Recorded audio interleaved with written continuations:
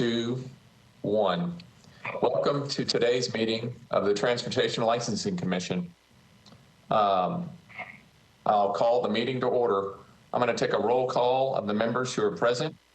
I'll call on you if you'll please answer verbally that you're present. Mr. Rogers. Present. Ms. Warren. Present. Mr. McNally. Present. And I understand that Mr. Carr will not be with us today, and Ms. Westlake is joining us late to the meeting, and Mr. Fields will let us know when she's present, but I understand we do have a quorum, so we'll proceed. Pursuant to the provisions of Section 2.68.030 of the Metropolitan Code of Laws, notice is hereby given. If you are not satisfied with a decision made by the Metropolitan Transportation Licensing Commission, you may appeal the decision by petitioning for a writ of certiorari with the Davidson County Chancery or Circuit Court. Your appeal must be filed within 60 days of the date of the entry of the Metropolitan Transportation Licensing Commission's decision. We advise that you seek your own independent legal advice to ensure that your appeal is filed in a timely manner and that all procedural requirements have been met. All right, we are meeting, as everyone can see, by WebEx, and we need to vote on the record that the COVID-19 pandemic requires us to hold a telephonic meeting as permitted under the governor's executive order. Ms. Costonis, would you please explain what motion is necessary for us to proceed? So the motion, we are actually up to Executive Order number 78 from the governor's office. And we are needing to move that the business of this commission is essential business of the metropolitan government, and that it is necessary for this commission to meet electronically due to the pandemic and the necessity to protect the public health. Would any of the commissioners like to make a motion that we need to meet telephonically due to the pandemic? If you'll please raise your hand through the WebEx system. Mr. McNally? I would make a motion that the business of the Transportation Licensing Commission is essential business for the metropolitan government, and that is necessary to meet electronically to protect the commissioner's health as well as to protect the health of the public pursuant to the governor's executive order number 78. If anyone would like to second the motion, please raise your hand. Ms. Warren? I'll second the motion. All right, I'll do a roll call vote. Mr. Rogers? Yes. Ms. Warren? Sorry, I couldn't get the mute to go off. Yes. All right, and Mr. McNally? Yes. Motion passes. Next item on the agenda, we have the approval of the previous month's meeting minutes. If anyone would like to propose a motion regarding those minutes, please raise your hand. I'll call on you. Ms. Warren? I would make a motion that we approve the meeting minutes from the meeting March 25th, 2021. All right, is there a second? Mr. McNally? I'll second that motion. All right, I'll do another roll call vote. Mr. Rogers? Yes. Ms. Warren? Yes. And Mr. McNally? Yes. A motion passes. Next item on the agenda is under shared urban mobility devices. We've been asked by procurement to review and vote on the contracts that have been negotiated with Bird, Lime, and Spin, who are the three providers that were awarded the opportunity to negotiate a contract with the city. Mr. Fields, prior to today, shared the drafts of those contracts that have been already agreed to by the companies. The purposes really for us is to ensure that we are good with the language. And I know just prior to today's meeting, Mr. Fields and Ms. Costonis circulated even a revised version after discovering that there were some error discrepancies between the Metro code and regulations that are currently in effect and the referenced code and regulations that were in the draft circulated earlier in the week. So those were corrected and then recirculated this morning. Mr. Fields, I don't want to misstate anything, and I know Ms. Costonis wanted to address the draft as well. So I'll start with you, Mr. Fields. Just to recap, the Metropolitan Council through an ordinance, I believe the last one was 2019-16, required the commission to do RFPs. You authorized the Mr. Fields? office. Yes, ma'am. I'm so sorry to interrupt, but it is actually BL 2019-109 is the current one. Sorry. 109. I'm now going to defer to Ms. Stonis for her to us through this. I was going to intro her that way. I thought I would sound very legal. Ms. Costonis, I want to turn the floor over to you. We also have our purchasing agent, Ms. Michelle Lane, as well as the Terry Ray, who has managed the process. So we have the three folks that have worked hardest on this to get us to this spot. So, Ms. Costonis, I'm going to mute myself, which was probably the best advice I can give myself. Thank you. Mr. Chair, may I be recognized? Yes.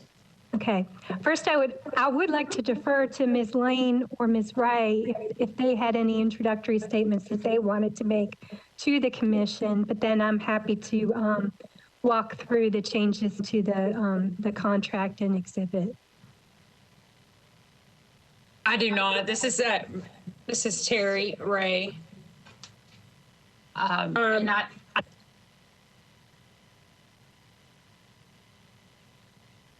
Go ahead, Terry, please. Okay, I will go ahead.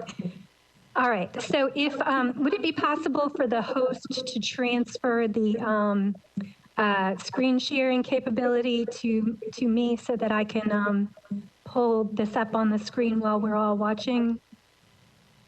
My name is Teresa Costonis. Perfect. I see that I have that now. Let me share my screen. Okay. Sorry, that is not what you all need to see.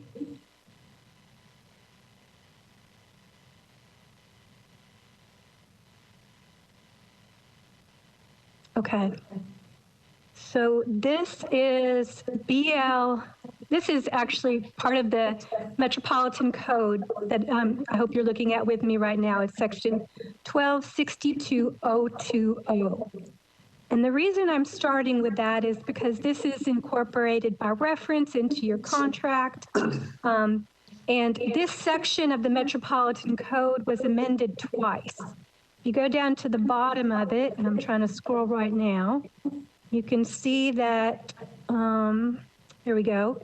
I don't know if you can see my cursor, but at the very bottom where it says Amendment to Ord BL 2019-109, that shows you that that is the most recently enacted council bill that adopted this section of the code. And previously, it was amended by BL 2019-1658. So that was why it was important to correct that reference. And there are some material differences between the two.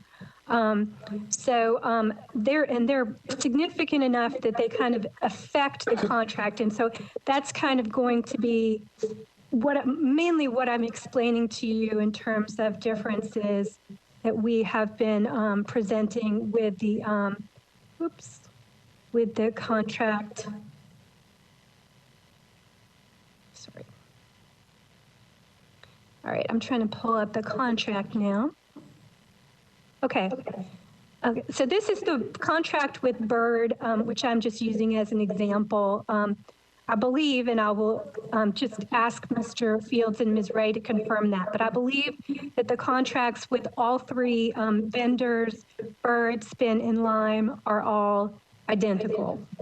So this will just be one example. Is that correct, Mr. Fields and Ms. Ray? This is Terry Ray, and I can confirm that's accurate. All right, perfect. Thank you, Terry. Okay, so the first thing that I wanted to bring to your attention is, and this is not something that we have brought to the vendor's attention yet, because I just noticed this, is if you can see the edit in red in the first paragraph under witnesses, there was a erroneous reference to BL 2019-1658 still in there, which I've corrected by making it refer to 109.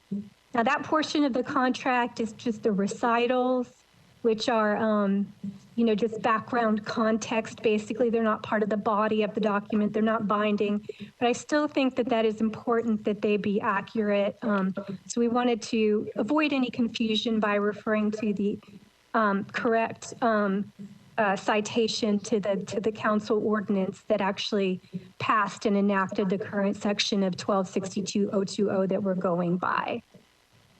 And if I scroll down a little bit, you can see that this paragraph 1 refers to the contract documents. And it says this agreement consists of the following documents. And if you see the very first bullet point under that refers to Chapter 1262 of the Metropolitan Code. So that's what I was just showing you previously. So it's interesting because the second bullet point is a reference to this contract and its exhibits. And then if you look at the bottom here, it says, in the event of conflicting provisions, all documents shall be construed in the order listed above. And that's significant because that means that actually Chapter 1262 of the Metropolitan Code, as may be amended from time to time by the Metropolitan Council, actually prevails over this contract. And that's important again, because to the extent anything in this contract is inconsistent with the most recent version of that that's been adopted, which was BL 2019-109, BL 2019-109 would prevail. So unfortunately, this issue has been pending and has been of interest to the TLC and to the council for a couple of years now. And this process of using a RFP solicitation to determine the number of recipients of certificates of public inconvenience and necessity to operate SUMD systems, and again, SUMD stands for Shared Urban Mobility Devices, which includes scooters, electric bicycles, and similar devices.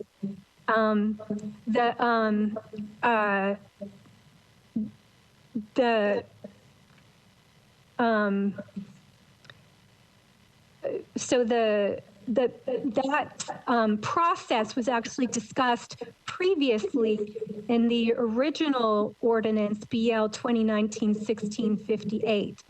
And so when BL 2019-1658 originally instructed the TLC to begin a solicitation, we started drafting this contract at that time. And so that is why it referred to BL 2019-1658 instead of BL 2019-109. And I apologize that it has taken us this long to recognize that that correction was needed, but better late than never. And frankly, this contract is not final until you all approve it. And so we do have the opportunity to tweak it even a little bit today, subject to the agreement of the vendors to accept any changes that we make, or that you make, I should say, because I have no such authority. Ms. Costonis, this might be a silly question, but I did, because we're catching this today as an error, and maybe you can explain this, or maybe there's no rhyme or reason to the numbering, but why is why is BL 2019-1658 numerically later in numbering than BL 2019-109, even though 109 is a more recent version? That's a good question, and I'm not actually sure that I do know the answer. That would have been at the discretion of the Metro Clerk's office, but if you go back to, I can kind of illustrate that I'm correct about that by showing you, I think these have the, do they have the dates? It does, it shows. Yeah, it shows that 109 was adopted in 2020. Okay. Whereas 1658 was adopted in 2019. And that may be it. It may be that like when the calendar turned to 2020, they started renumbering. But I'm not quite sure because for it to start with BL 2019 would mean it was technically filed in 2019. It might have been filed like right at the very end of the year, and somehow that numbering got kind of, conflicting, but it is, even though that is a little confusing or counterintuitive, that is the correct order. 109 is subsequent to 1658. Well, thanks for indulging me. I just wanted to make sure we weren't inverting it inadvertently. Yes. No, there has been much confusion with this. So I think being absolutely sure we're right about everything is a good idea right now. So let me keep going back to the contract. Can you all see the contract back up again? Yes. Okay, terrific. So going down to paragraph number 2, this is the other thing that is more significant that has not yet been shared with the vendors. And it is also a difference between 1658 and 109. So 1658, and I'm going to actually try to pull that up for you so you can see. I did have that. Is that it? Yes, I believe that is, yes, 1658 as amended. Can you all see that now? Yes. Okay, so that had a little bit different language in it than 109 did. Here is 1658, and you can see right here, I don't know if you can see that blue highlighting, it actually referred to a minimum of 500 units for an SUMD system. Now that was something council changed when they adopted 1658. You can see here, when they adopted 109, just to be clear, this is the current version, which is based on 109. And I don't know if you can see, it refers to a maximum of 500 units in the fleet. So that is quite different language. Obviously, 109 had it in mind that 500 would be the top number that the commission could assign to the number of units in a fleet of SUMDs that a SUMD system operator with a certificate of public convenience and necessity would be entitled to operate, at least based on their initial grant of such a certificate. Whereas the prior version had contemplated that 500 number would be a minimum number. So if we go back to the contract now, you will see that paragraph 2 there had a reference to consisting of a fleet of 500 SUMDs. So I added up to preceding 500 to make it more consistent with BL 2019-109 as currently enacted in Code Section 1262.020C.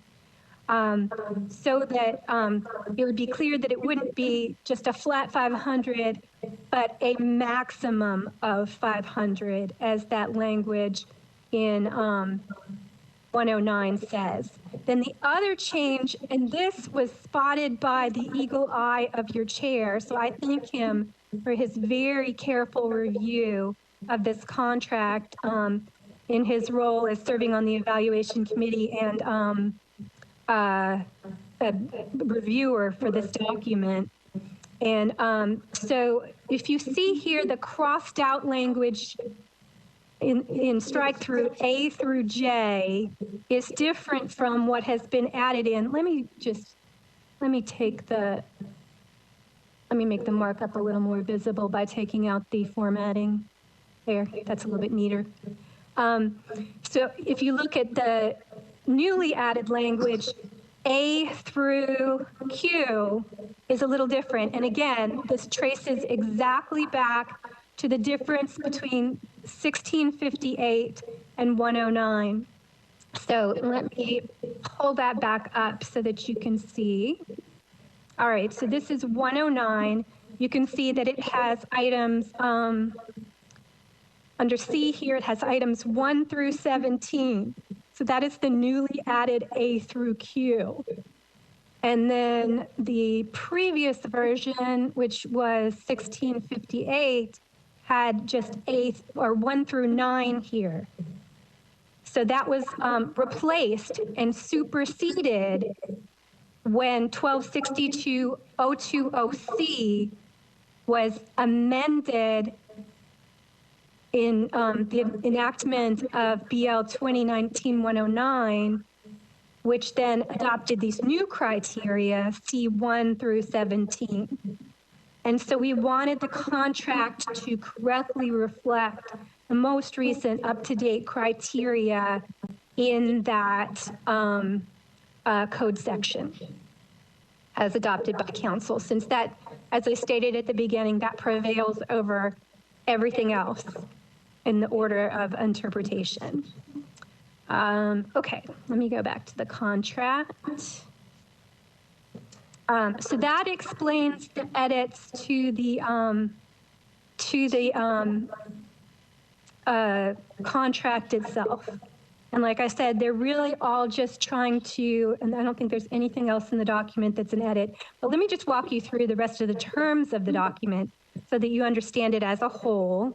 So we talked about the contract documents, the paragraph 2 there, the certificate of public necessity and convenience. This is just a little bit of an awkward position that the council legislation has put the TLC into, in that we are trying to insert a contractual process, a contractual solicitation process into the context of a regulatory arena. So you all already have, per your code provisions that govern the TLC, the authority to regulate these devices in that chapter 1262 that we've been talking about. So in this context, you know, when you regulate or permit vehicles, like you do with many other different types of vehicles, usually what you do is you grant to the company a certificate of public necessity and convenience. And then you will also sometimes grant other types of individual permits. In this case, it really is just going to be the company, and they're going to be allowed to have a set number of units within the fleet. But you retain the same, even though this is in a contract, you retain the same authority that you would have to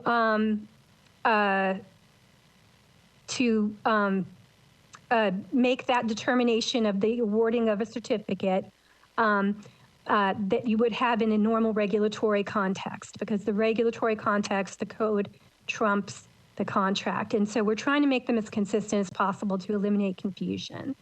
And then that's why we've then in paragraph 3 incorporated the provisions of the code into the contract as well, with those 17 criterion those were the criterion that we were, or that the evaluation committee and the purchasing agent were really using to judge the different bids against each other according to that criteria, so that kind of governed that whole process.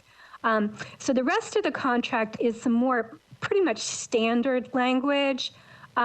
So we're referring to the insurance and bond. Obviously, you're going to want to have those types of protections in place. And so it also refers to the type of insurance in detail.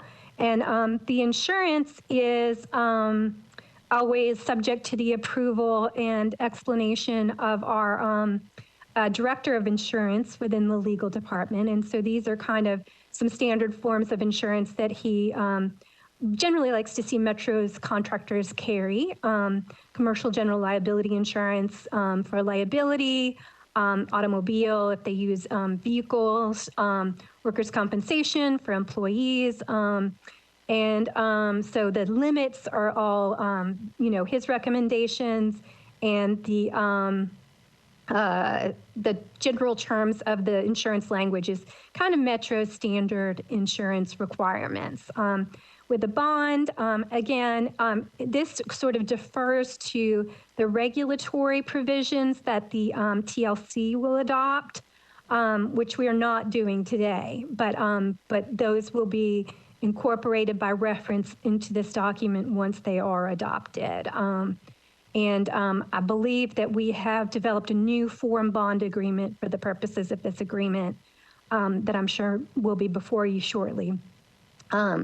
And then they assure you that they have the financial capability to operate the system and comply with all the requirements. They acknowledge that the MTLC remains its disciplinary jurisdiction. A lot of times when you have a contract, you will think that, that the term of it is binding and that you have that contract for the full amount of that term, like unless there's a breach or default, I guess. And so we, again, kind of wanted to make that consistent with the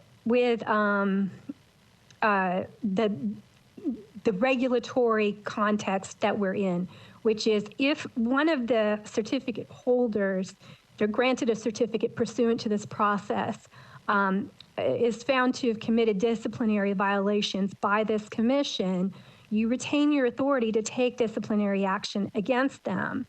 And it says that is subject to disciplinary action by the MTLC pursuant to the provisions of the chapter and regulations, and that the penalties that can be imposed by the MTLC for such violations include revocation of its certificate of public necessity and convenience. And that in the event the MTLC revokes the CPNC, the contractor will not be entitled to compensation of any kind. So we thought that was really important to clarify that there was that regulatory jurisdiction being maintained. The next several provisions are standard contract language that I don't think we need to go into in too much detail. The reference here to data requirements and specifications are outlined in Exhibit A, and I will go over Exhibit A in just a minute. The indemnification language is kind of carefully drafted because we want to make sure that since Metro is not really going to be operating these fleets, the certificate holders are going to be operating these fleets, that Metro as an entity is kind of indemnified by those operators, so that we will look to them to defend us if there are any claims made on the basis of the operation of these SUMD fleets. And then the term is also a sensitive issue because, again, you kind of have that strange amalgamation of like a contract and a regulatory environment in the same context. And so the term is crafted to try to make it clear that that you all retain all your authority in the regulatory context, which is granting a term of only 1 year. As you all know, in other contexts where you do permitting, your permits are invariably annual. They're always for 1 year. And then you have the ability to renew those permits.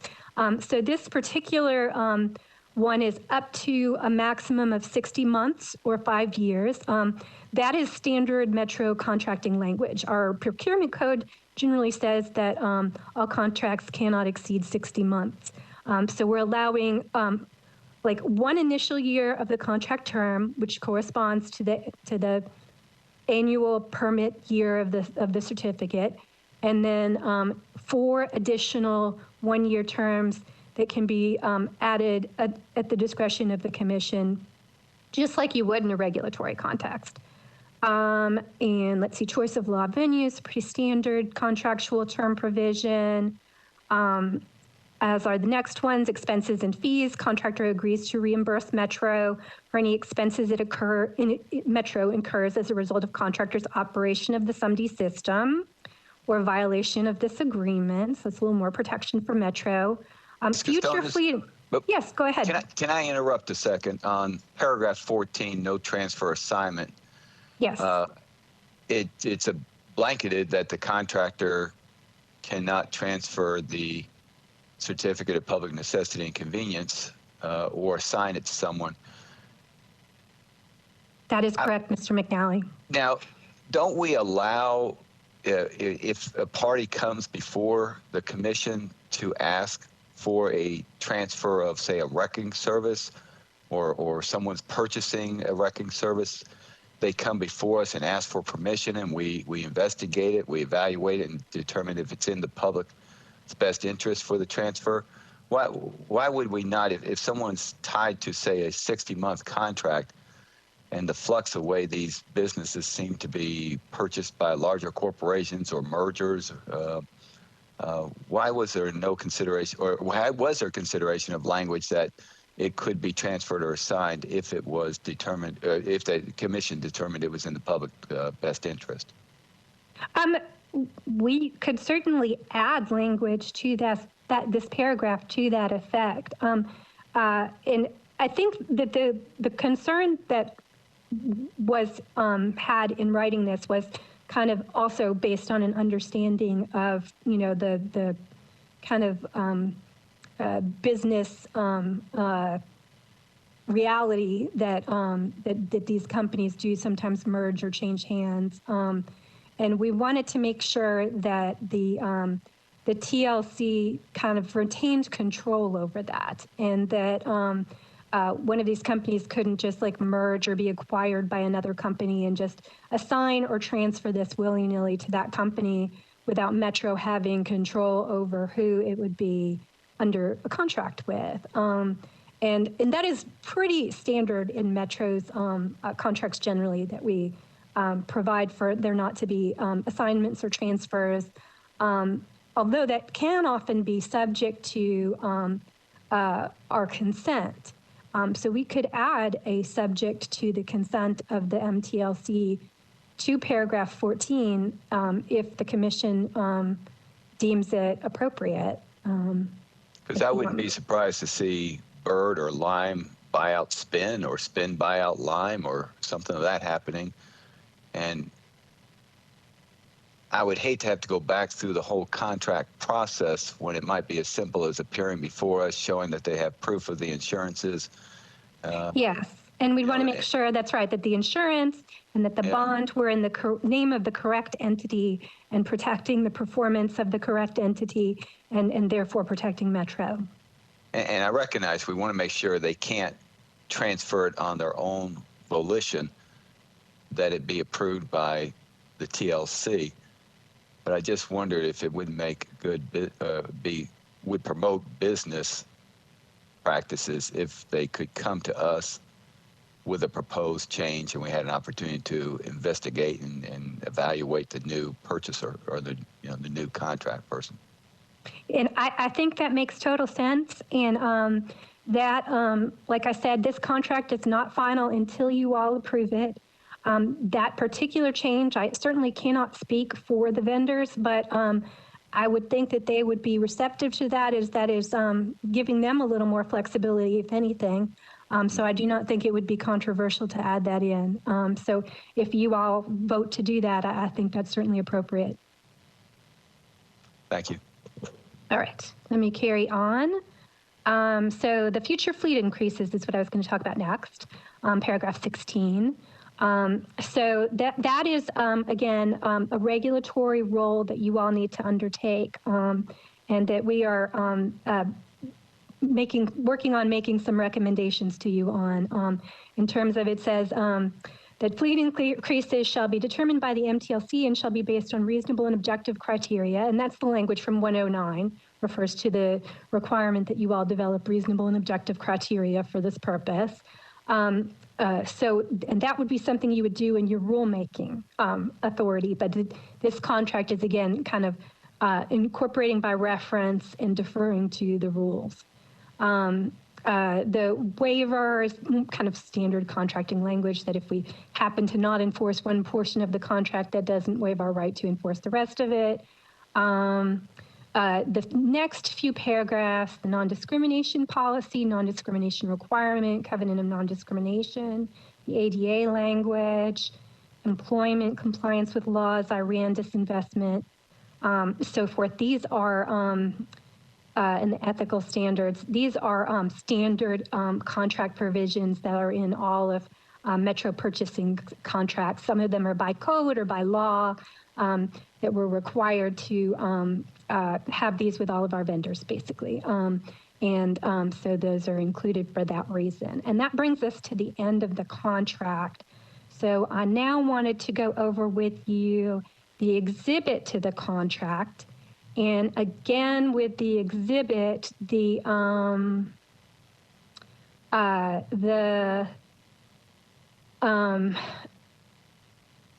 provision of the code that we're talking about becomes very important, because you will see some duplication in that a lot of the provisions in the Exhibit A, which is this document that you may see on screen right now, are in that C1 through 17, also of 1262-020 and of BL 2019-109. But the specific reference to Exhibit A refers to the data standards. And if you'll see item number X at the bottom here, it says contractors shall provide the metropolitan government with anonymized and aggregated location data sharing and open data information regarding SUMD locations, ridership, aggregated 5-trip minimum, SUMD traffic patterns, and other data. A potential operator agrees to work with Metro government to provide the data in a format compatible with the data collection and open data application used by the Metropolitan government. Further, upon upgrade or replacement of these systems, potential operator agrees to make modifications and/or updates to facilitate the current use of data provided at no cost to the Metropolitan government.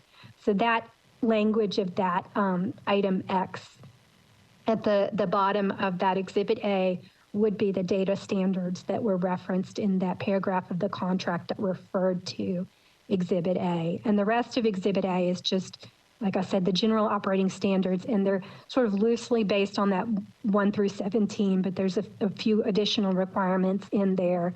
And again, this was slightly corrected and edited again by the eagle eye of your chair, who improved upon the wording in a few places that you can see in the red line. That new and improved language has, I believe, also been accepted by the 3 vendor companies. So that I hope, like that kind of concludes my initial presentation, but I'm happy to answer any questions that any of the commissioners have. And I will stop sharing. If I can just ask one question, the Exhibit A that you just showed us is the revisions to the Exhibit A we received around 11 o'clock today by email. No, I think it is the same one that you received. The red line shows that version, I think, was the clean version of the edited version that the one that I just had up on the screen shows in red line. Well, the Exhibit A I got around 1057 on paragraph C said contractor will have the highest of standards for equipment and safety. And you were showing me where the language was contractor will employ the highest of standards for equipment and safety. Billy, I thought that this was the version that was shared. I thought it was as well, but we obviously had several. We did have several, so that we apologize for any confusion with that. We especially had a little bit of a challenge with making sure we were all on the same page as to Exhibit A. So I hope that we did not end up not on the Well- same page as to Exhibit A. But the version that I was just showing to you, let me go ahead and, I think I can still share Actually, the screen. I could save some time. I think the version I got at 1028 has the Exhibit A as the version you just showed us. The Exhibit A I got at 1057 was the older model or the older edition. That so- appears to be the case. Hang on, let me just pull this right. one back up.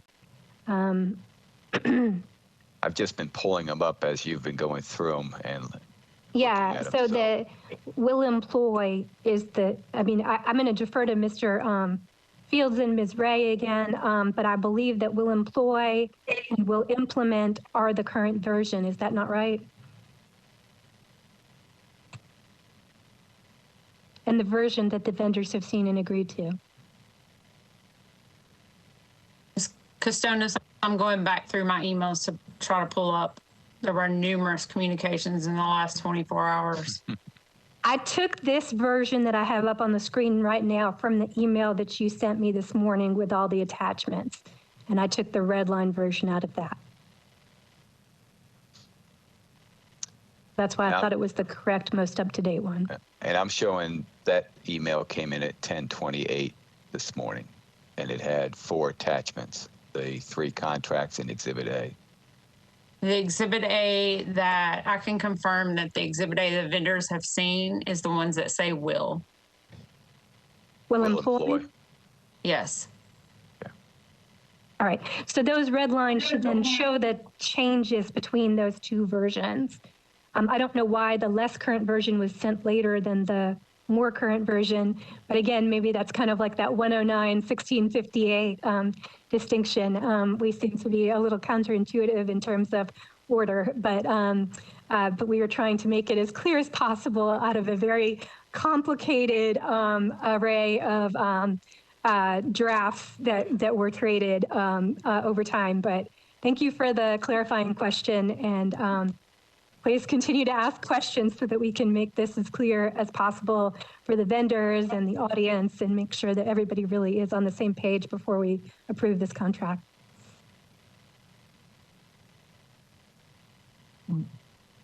So commissioners, you do have the one, and we'll use just use C as an example that says, well, you do have that in your possession, even though it came later than the first. Yes, I do. I have at 1028 email, I have 3 contracts and Exhibit A that Ms. Costanzas was just going over with us. All right. Where I got confused was there was another email at 1057 with entitled Red Line Changes Exhibit A, and then another one at 1133 with a contract for Bird. So, Yes. And the last one was the contract that she went over, and then, okay, we're in good shape. Everybody, we're working on the same document. Okay, sounds good. Are there any other questions? yes, well, I raised my hand. Do I understand correctly that even after the contracts are accepted, signed, executed, that the TLC has the ability to set some regulations that would supplement or supersede the contract provisions? That is absolutely correct. Let me, I'm actually going to go back into sharing my screen and take you to the contract document. Oops, that's it. Okay.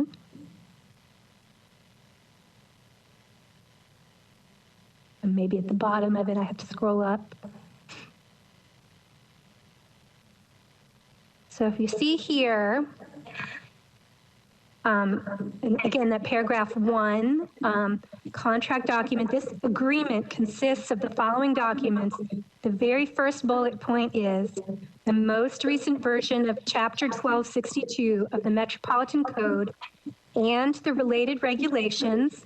Those related regulations would be those adopted by this body, the MTLC, promulgated pursuant to its authority by the MTLC, incorporated by reference, and then it says, as may be amended from time to time by the Metropolitan Council and the MTLC. And we've called all of that, the code provisions and the regulations collectively, the chapter and regulations. for purposes of later reference in the document.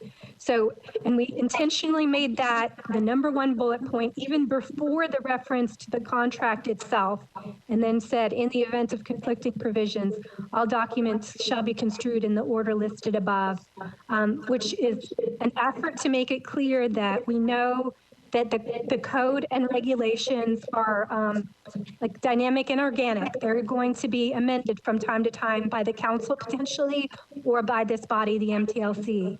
And because of that, it will always be the most recent version as amended from time to time by the council and the MTLC that will be incorporated by reference into this contract. Does that answer your question? Yes, very clearly. Thank you. Mr. Rogers, you have your hand raised.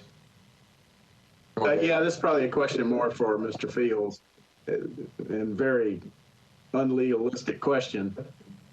The day this contract goes into effect, how do things change if they do in terms of, you know, day-to-day operations for you or the contractors or anybody else? The truth is the three contractors that have been selected are the only ones operating in Nashville. So the others are, so they've basically been operating under these rules since the RFP process. So we've continued to treat, you know, we had a little less conversation because of just the nature of wanting to make sure we were, during the RFP process, making sure that we weren't violating anything along those lines. But now that we're past that, we've begun our regular meetings to work through any issues that we have out there. In fact, that's one of the meetings we're going to be scheduling next week. So I'm sure they're listening, so they should be prepared. But I don't really think it'll be any immediate changes. What we'll be doing, the biggest thing we'll be doing is, assuming you accept these contracts and they're executed, then we're going to be coming right back with you for some issues, beginning with the certificate of public convenience and necessity, you know, followed by issues related to fee structure, to the fleet limits, the how fleets would be expanded, and several things like that. We'll remind the commission we always have to give by ordinance, we have to give the vendors 2 weeks notice. So we're going to be very careful in making sure that they have notice and have input and have a conversation before we come back in front of you. So they're aware. It's a partnership. It's what we believe what the council administration wanted us to do is develop a partnership on this. So this is new for staff and new for the commission in terms of the way we're operating, which we're going to be okay. As long as we're the senior partner. The commission is definitely the senior partner for this process. Mr. McNally, you have your hand raised again. Go ahead. I was just curious whether anyone knows why the council made the change from a minimum of 500 units in the fleet to change paragraph 2 to up to 500 units in the fleet. I guess it was actually a change in BL 2019-109. Does anybody know what discussion or what public policy promulgated that change? Billy, do you want to take that, or you want me to try? You're welcome to try it. I don't really. At the time, the council was certainly looking for answers. Mr. Stonis may have a better remember than I have at this moment. I'm not sure. I mean, I know that change was very intentionally made between 1658 and 109. One of the differences may have been that I believe 1658 was adopted by a prior council. I mean, obviously council members have terms and those terms expire. And we had an expiration of a large number of council members' terms and kind of some turnover in council membership because of term limitations as a result. And I think 109 was then adopted by the newer subsequent council, if I'm remembering correctly. So they may have had some different policy ideas about how this should be done. Although there are a lot of similarities between 1658 and 109, there are some material differences, and that is certainly one of them. But I think that you should assume that that was thoughtful and intentional on the part of council, and that they wanted you to not award fleets that exceeded 500 as your initial award, although they were allowing you to award fleets that were less than 500 as your initial award. And again, I did make that one change by putting in the phrase up to in the contract draft in paragraph 2, just to make sure that that paragraph was consistent with 109, but that is not a change that has previously been vetted with the vendors themselves. So that would be a new change that they would have to agree to. So if you want to add that into this contract, along with the language Mr. McNally suggested regarding assignment and transfer, then we would make those changes and we would present that to them. So you would probably, your vote, if you want to do that, would probably be contingent upon the vendors agreeing to those changes. Ms. Costonis, later on, let's say a year from now, would the companies be able to come back for an additional award of above 500? Yes, I believe they would. So it does talk about the initial award in that paragraph of 109. And then it talks about you all having the rulemaking authority to adopt regulations, those objective and reasonable criteria that 109 refers to, in order for there to be fleet increases going forward. And you all may remember Ms. DeMassimo speaking to you about kind of the policy thoughts that she had underlying, and also Ms. DeMassimo's engagement by Metro was a change between 1658 and 109 as well. She was hired in that interim period, and so that criteria C1 through 17, I think was largely inspired by her input. And she had a vision of this being, Billy and Terry, I think, can speak to this as well, but she had a vision, as I understood it, and you all may have understood it from her as well, of this being kind of performance-based criteria, that we would be using incentives to reward the performance that we would like to see from the companies. And the biggest way to do that is to hinge fleet increases to performance objectives. And so I think that was the concept of the regulations that you all will be adopting in future to allow those fleet increases, is that they could be, and we would recommend that they would be, based on what we understand of the policy history, kind of based on that performance objectives. Do you agree with that, Mr. Fields? Yeah, I do. I think that's, I think I think initially what we're working off of is exactly what the council told us to do. And using the language exactly, because they were precise in what they said. So we would do that, and I think we will then need to, through public hearing, you would have to go through a rulemaking process to establish how we would go forward in terms of expanding fleets. The last expansion process was not as it wasn't as workable, and that's my error. And I think as we go forward, we're going to try to put together a program, a way to expand that makes sense, that is understandable, and is measurable. And I think I'm sorry, didn't mean to talk over you. That's okay, Ms. Costonis. I was about to call on Mr. Rogers, but if you had something to add, go ahead. I was just going to add that I believe we were careful in the contract to preserve for you also the authority to diminish fleet unit numbers as part of that application of those performance-based criteria as well. So, you have your disciplinary authority, you have your ability to incentivize and disincentivize the performances that you want to see or don't want to see respectively. Mr. Rogers, go ahead. Yeah, I just wanted to make sure we don't necessarily have to wait for a year to increase the fleet, do we? I mean, initially could mean 1 day, 1 month, whatever. Yeah, you can do it at any point that you see fit to. The regulations are pretty broadly left in your discretion in terms of that. And we were not expecting you to come back in a year and adopt those regulations. We were expecting that maybe within a month. Is that about right, Billy? Oh, I think so. I believe the whole issue is once we fulfill the requirements of the ordinance, and what that requirement was is to do the RFP, to make an initial award of the SUMDs, and we go through those steps. And at that process, it really comes out of that, it comes away from the original ordinance, and it falls into your rulemaking and regulation. So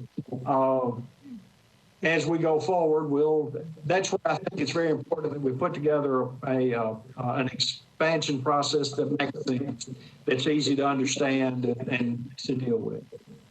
But I agree with Mr. Stonis. You could come back and we're going to actually do some rulemaking in May. Maybe in a special meeting. I've got to work with your schedules on that, but certainly by our meeting in May to deal with, again, the certificates, I think the fees, I think the fleet numbers, and there are some other issues that the vendors would like to, or their contractors, our operators, whatever we want to call them, that they would like to bring in front of the commission as well. Maybe data standards and privacy policy would be the other things, I think. Mr. McNally? As to the motion that would need to be made,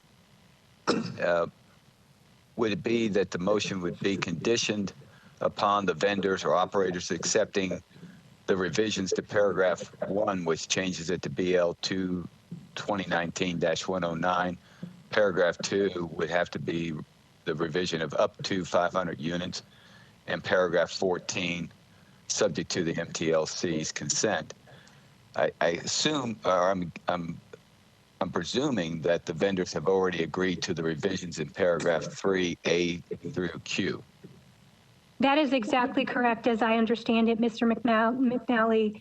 The only thing that's a slight deviation from that is that the first amendment is actually prior to paragraph 1. It's actually to the recitals, where it's the change from the reference to 1658 to the reference to 109.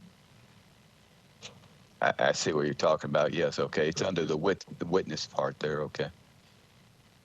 The recital. I would like to discuss a little bit more Mr. McNally's suggestion that we clarify and say that an assignment could be allowed subject to the consent of the MTLC and its approval. And that is going to something that Mr. McNally raised, which is, we've had instances where a wrecker service might come to us and say, oh, I'm retiring from the business and I want to sell my company to another person, and they would like to take over providing services in a particular zone or whatnot.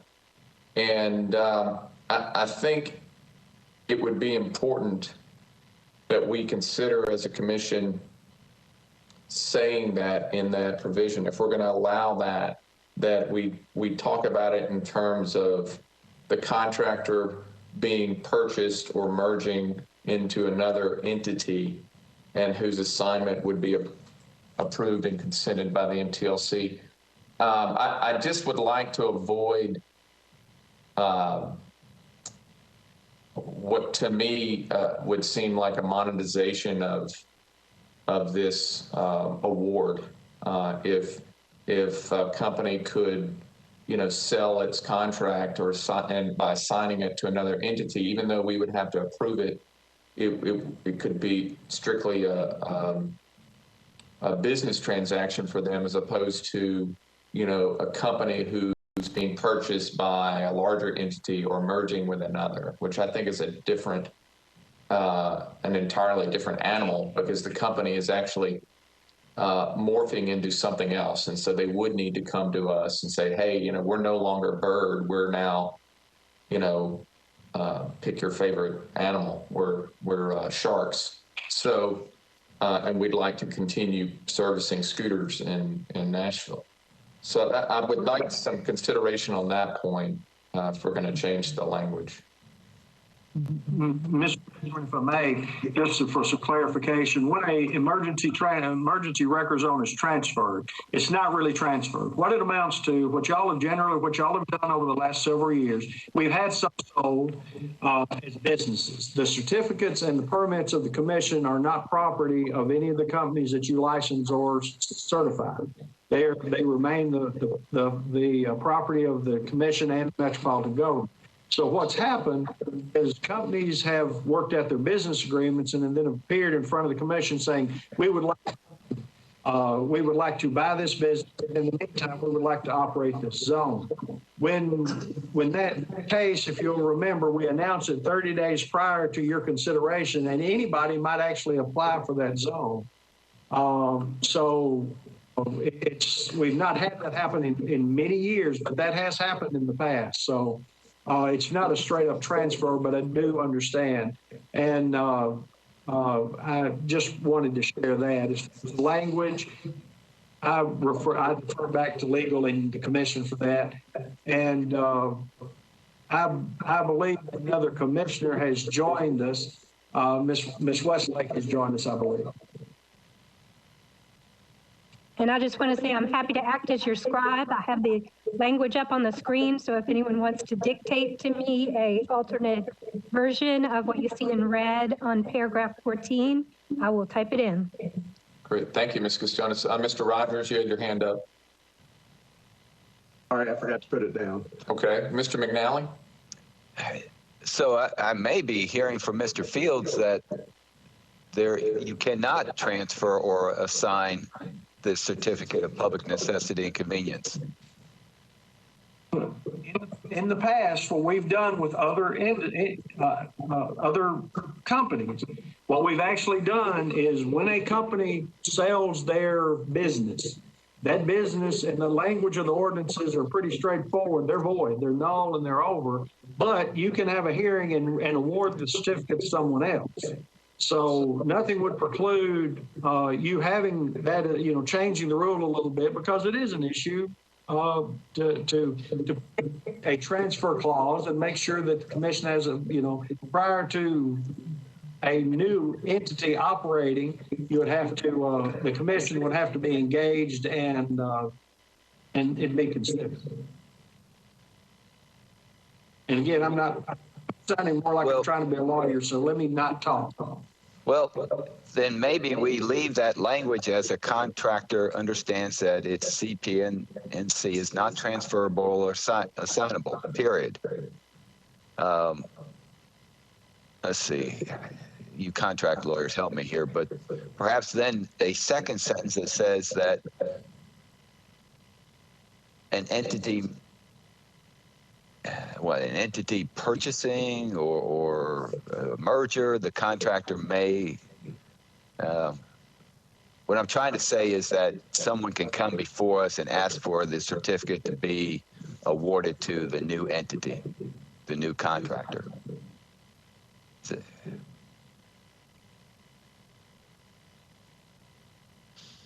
Mr. Chair? Yes, Ms. Ray. May I recommend some language that's somewhat similar to our contracts that are standard language? Yes. It keeps it really simple because it just refers back to basically in written consent by Metro, but it says the contractor under this contract, neither this contract nor its rights and obligations of the contractor hereunder shall assign or transfer in whole or in part without prior written consent of Metro and MTLC. Terry, would you mind repeating that? Yeah, I actually have it emailed to you, Terry. Basically, it's saying that without written consent of Metro and the TLC. And Metro, is that defined as your office? Yes. Terry, Yeah, procurement? because Okay. we would have to take care of the contract, and y'all would have to take care of, but we wouldn't take action until y'all approve it. Okay.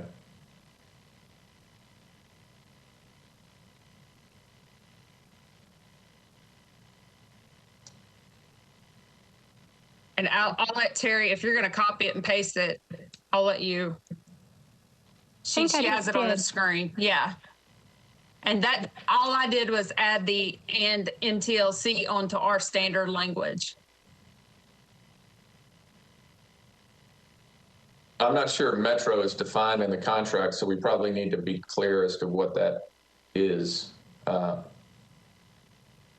in the language. It is defined. Okay. It's at the beginning.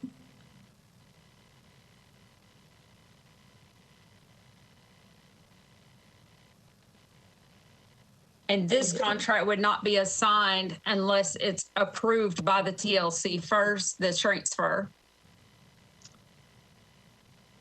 Leave it to us lawyers to turn one sentence into a whole paragraph.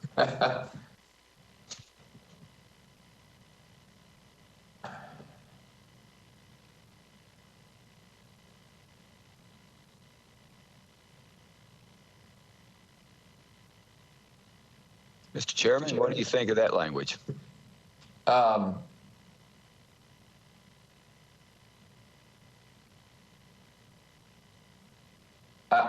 think, I mean, I can see us cleaning it up a little bit more.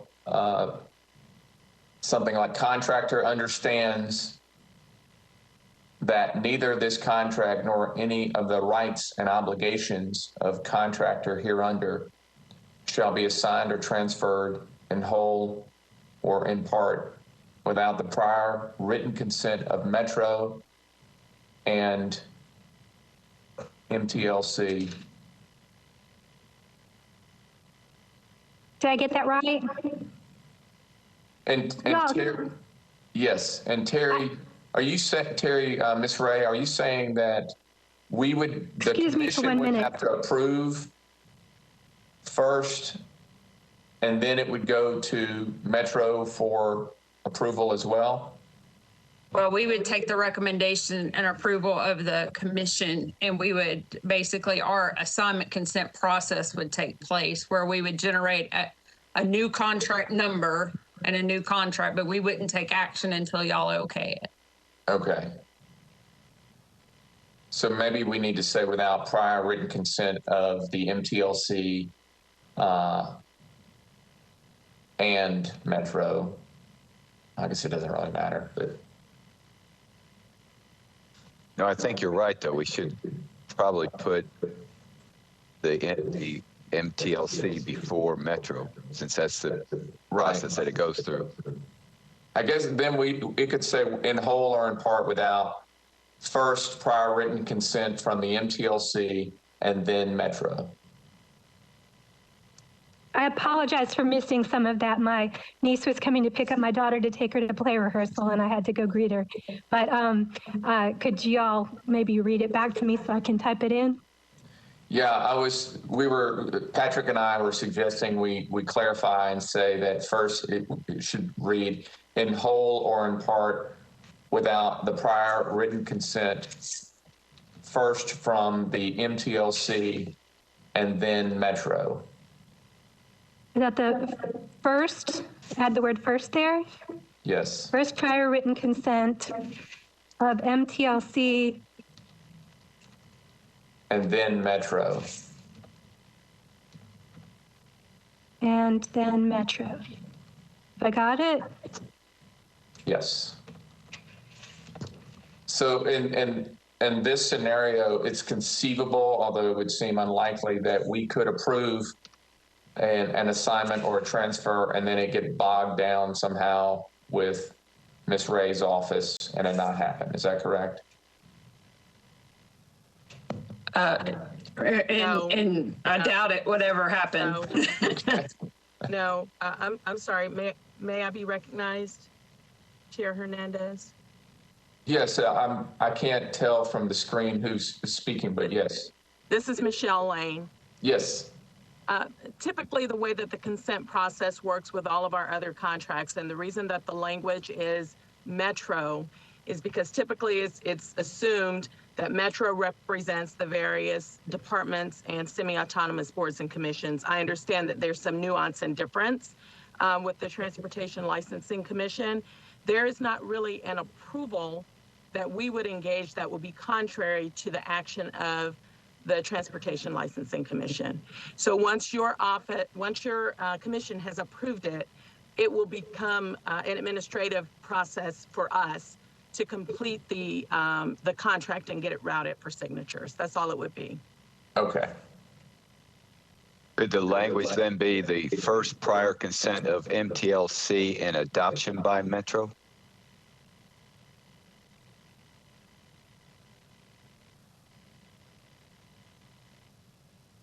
I think that's clear.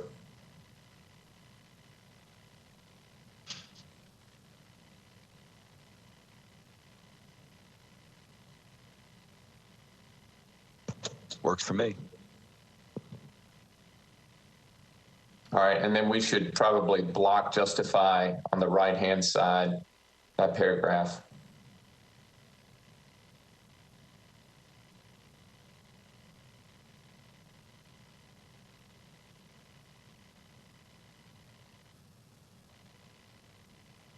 And I agree with, I think Mr. McNally said this already, but all of the additional edits that Ms. Costonis brought to our attention when she was walking us through the contract certainly seem appropriate. The correction to the correct version of Chapter 1262, as well as the modifications that need to be made to the contract to be consistent with the latest version.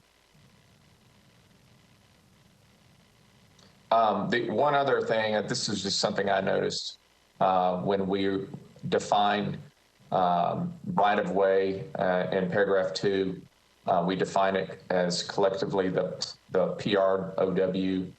I would suggest we write subject to the public right-of-way of easement when we're defining that.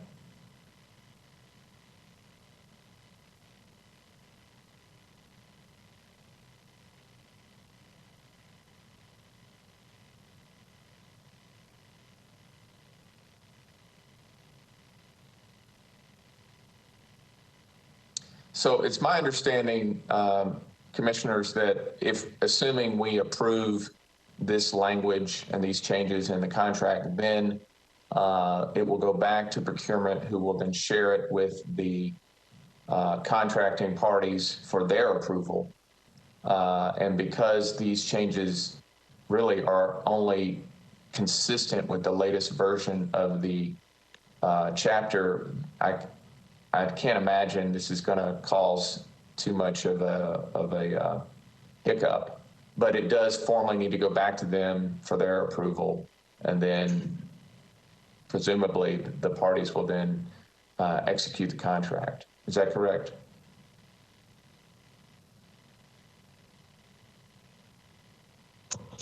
That's how I understand it.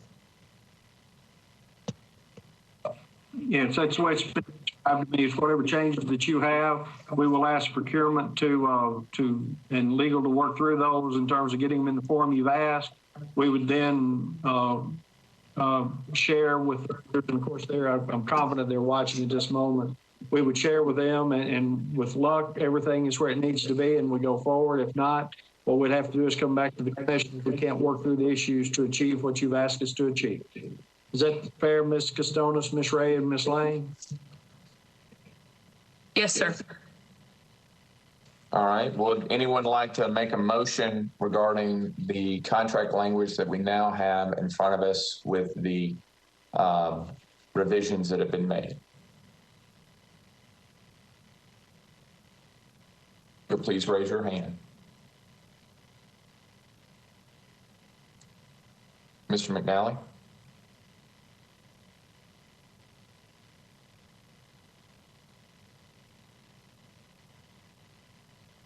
I think you're muted right now. I apologize. I make a motion that we approve the contract between the proposed contract between the Metropolitan government and the 3 operators with the revisions of in the recital that it show BL 2019-109, that paragraph 2 have the 2 revisions, one being up to 500 units in a fleet, the other adding the word public to subject to the public right of way. And then in paragraph 14, with the language that we've been working over, that a transfer assignment is subject to MTLC consent and adoption by Metro.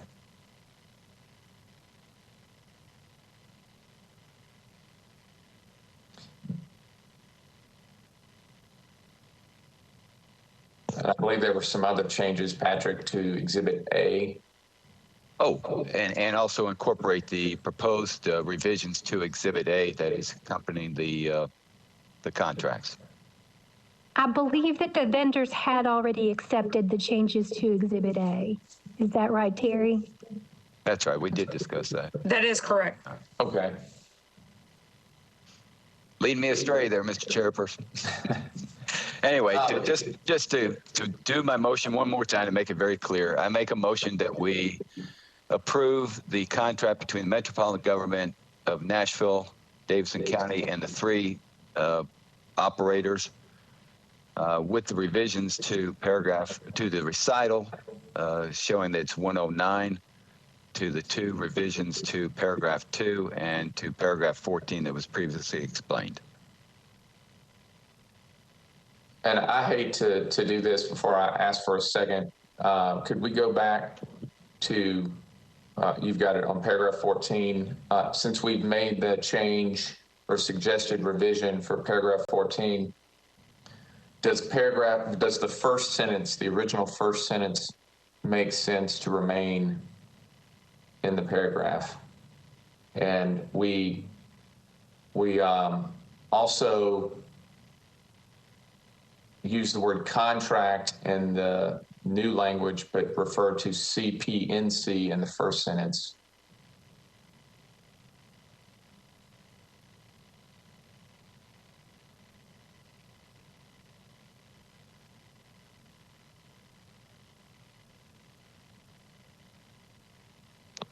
I would concur that it probably ought to be the language of CPNC because it's a certificate that's not transferable or signable without our approval.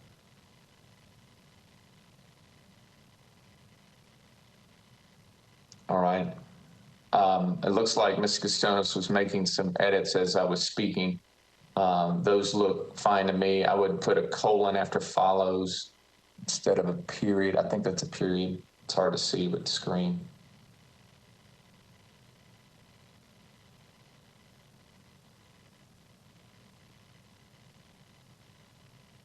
Mr. Rogers, did you have a question, or was that, were you ready to make a second?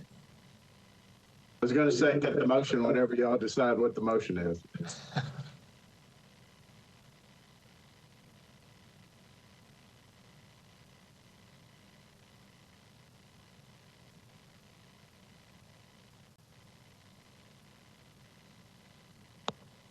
All right.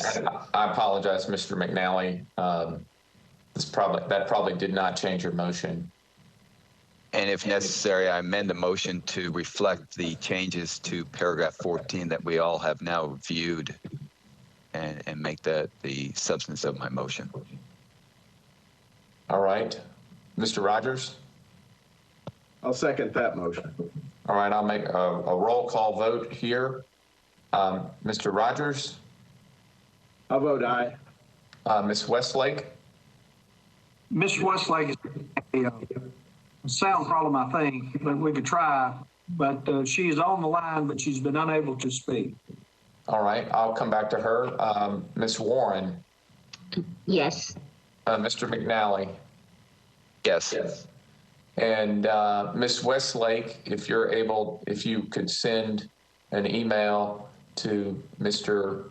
Fields, we can take your vote that way.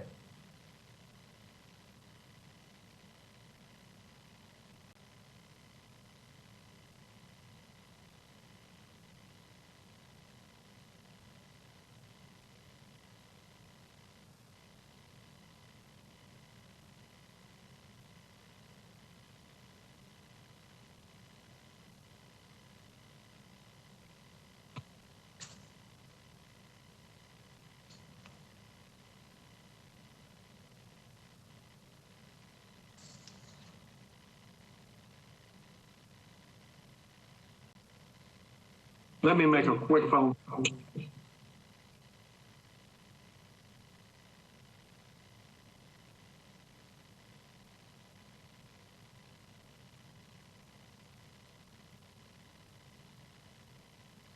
Ms. Westlake? Great, motion passes. Next item on our agenda is under booting services. We've been asked to review the company application for Apex Parking Enforcement. Mr. Fields?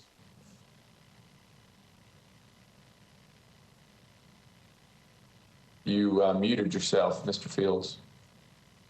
I apologize.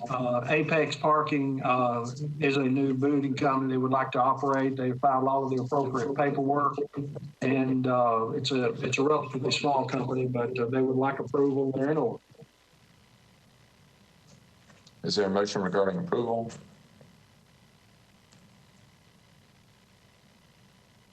Mr. McNally? Make a motion to approve Apex Parking's application. Is there a second? I'll second.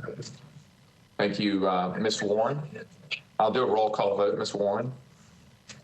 Aye. Mr. McNally? Yes.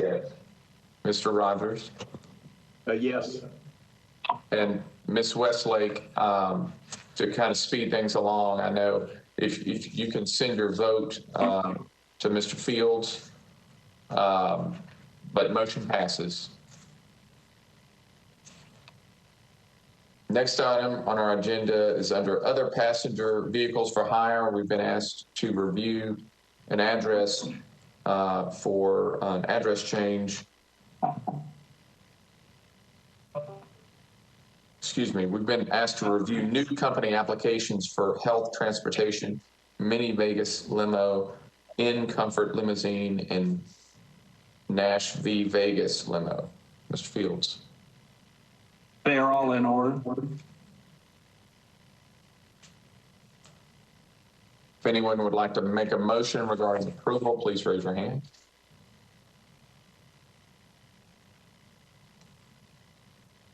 Mr. Rogers? I'll move to accept all the applications. Is there a second? Mr. McNally? I'll second that motion. All right, I'll do another roll call vote. Ms. Warren? Aye. Mr. Rogers? Aye. And Mr. McNally? Yes. All right, the same as before, Ms. Westlake, if you'll let Mr. Fields know your vote for the record, motion passes. Can I just ask one quick question? Isn't Nashville Vegas limo already have a license? They do not as a limo company. This is a OPVH. You have Nash Vegas taxi cabs, and this is Nash. The V is actually a typographical error that I committed. Nash. This is actually a new limousine company. Okay, thank you.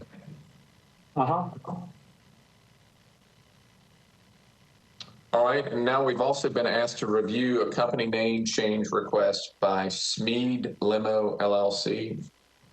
Mr. Fields? Correct. Smead Limo exists. They would like to become a LLC, so it's a legal,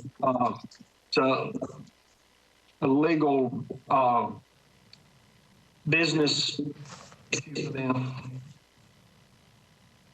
All right.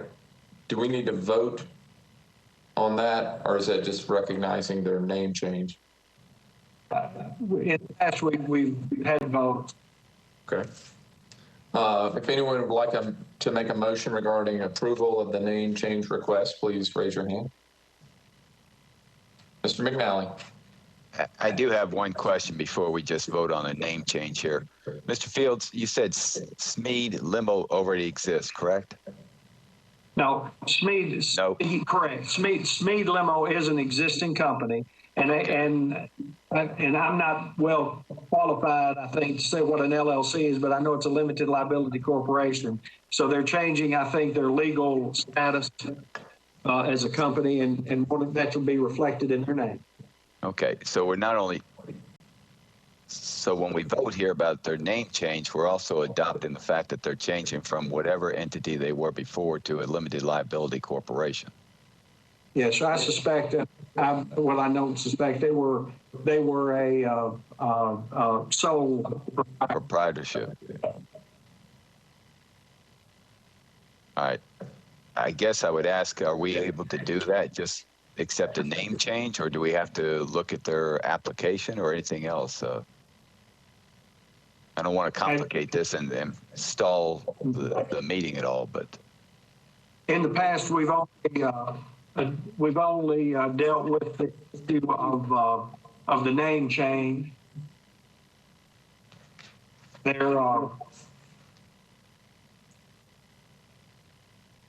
Their legal status is state Secretary of State, I believe. Okay, well, I'll make a motion that we accept or approve the name change from Smead Limo to Smead Limo LLC.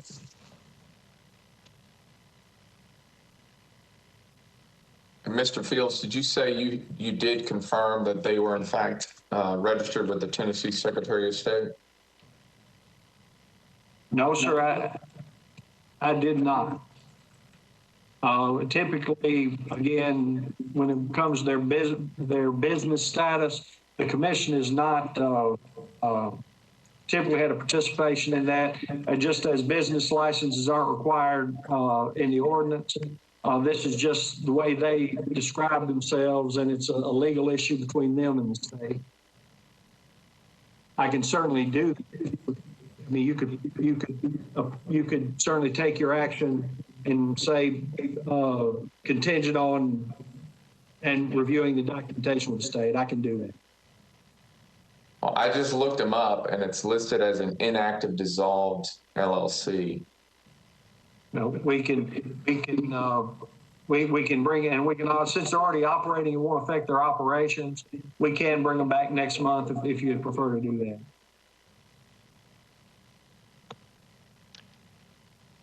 I would withdraw my motion and prefer to bring the representatives of Smead Limo in next month and put it on as business for next month. We will invite them for the agenda. We'll be in person next month. I was going to say that under new business, but we can certainly do that. And I'm just throwing that out there. If other commissioners feel like we don't need to, or the chairperson feels we don't need to, then I'm open-minded to it. I'm just making a suggestion. No, I agree with you, Mr. McNally. I mean,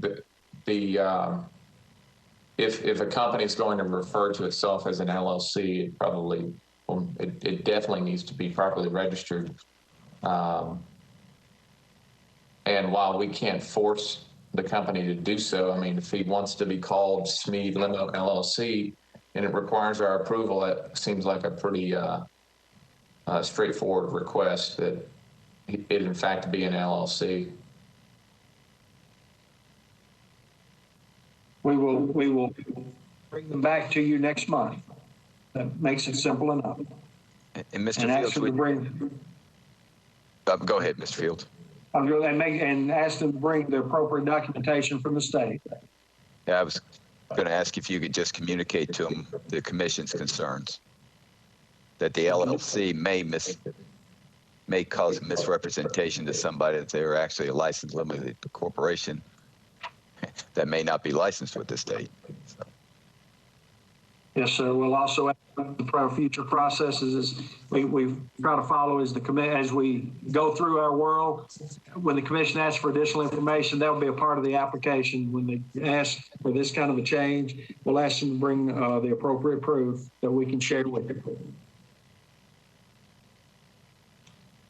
All right. Do we need to make a motion regarding that, Mr. Fields? Or? I don't think so. I think if you take no action, it just means that we'll roll it to the next one. All right. Mr. Fields, is there any other new business? The only business I would have, I do believe that the governor's orders will expire based on what we're being told. And I see Ms. Costonis agreeing. We will, as far as I know, be back at our normal meeting space in the lower level, ground floor of the Metro Courthouse. Ms. Costonis, you said that there's Metro Legal is working on some return to work, so to speak, on commission meeting. Yes, we've been given to understand by the State Comptroller's Office that we should not expect another extension of current Executive Order 78 on the electronic meetings, and that the advice of our office is for all our boards and commissions to plan their May meetings to be in person. And we are working on some advice about how to conduct those meetings along with the Department of Health, consistent with their guidance. Are there, and that expires on what date? The current order? April 28th. April 28th.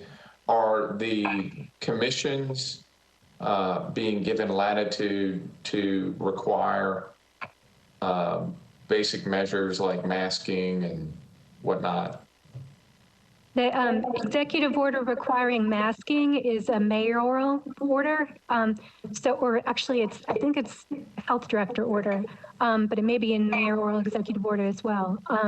But that remains in force for all of Davidson County. So yes, the guidance that I have not seen go out yet, but that I know is in draft form, will be specific to that as well in terms of when commission members may remove their masks to speak, and members of the public and so forth.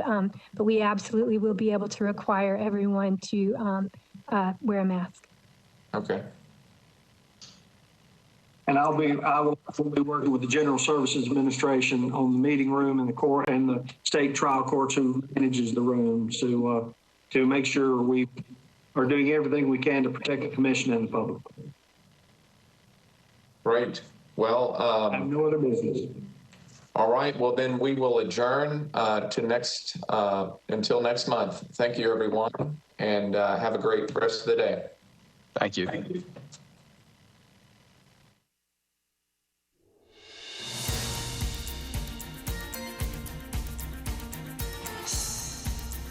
This has been a service of the Metro Nashville Network. If you would like to see this presentation again, or for more information about this and other programs, visit nashville.gov.